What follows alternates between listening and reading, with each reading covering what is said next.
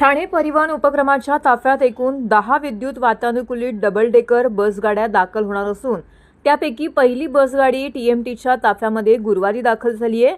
या बसगाडीची नोंदणी प्रक्रियाही सुरू करण्यात आल्याने येत्या 15 दिवसात ही बसगाडी प्रवासी वाहतुकीसाठी उपलब्ध होणार आहे। ही बसगाडी ठाणे ते घोडबंदर मार्गावरती चालण्याचे जवळपास निश्चित झाले। ठाणे शहराची लोकसंख्या 27 लाख इतकी असून शहरास 1350 बसगाड्यांची आवश्यकता आहे। सद्यस्थितीमध्ये टीएमटीच्या ताफ्यात 407 बसगाड्या असून त्यापैकी 381 बसगाड्या प्रवासी बससेवेसाठी उपलब्ध करून दिल्या जात आहेत। या बसगाड्या शहरातील अंतर्गत तसेच शहराबाहेरील मार्गावरती चालवण्यात येतात। शहरातील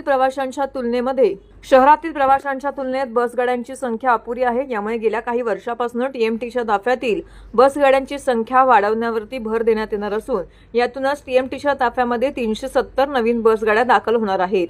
या बसगाड्या वर्षाअखेरपर्यंत दाखल होण्याचा अंदाज व्यक्त होतोय। यामध्ये पीएम ई बस योजनेतून 100 वातानुकूलित विद्युत बसगाड्या, 15व्या वित्त आयोगातून 160 वातानुकूलित विद्युत बसगाड्या, 100 सीएनजी, 10 डबल डेकर बसगाड्यांचा समावेश आहे।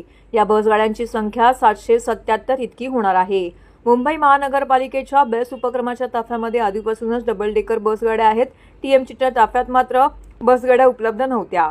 पहिल्यांदाच अशा बसगाड्या खरेदी करण्याचा निर्णय टीएमटी प्रशासनाने काही महिन्यांपूर्वी घेतला। त्या सर्वसाधारण सभेने मान्यता दिल्यानंतर या बसगाड्या खरेदीचा मार्ग मोकळा झाला होता।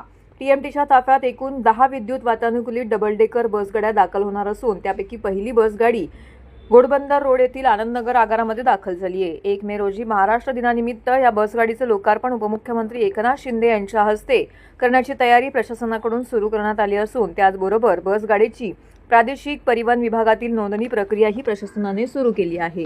या प्रक्रियेनंतर 15 दिवसांमध्ये ही बसगाडी रस्त्यावरती प्रवासी सेवेसाठी उपलब्ध होणार आहे।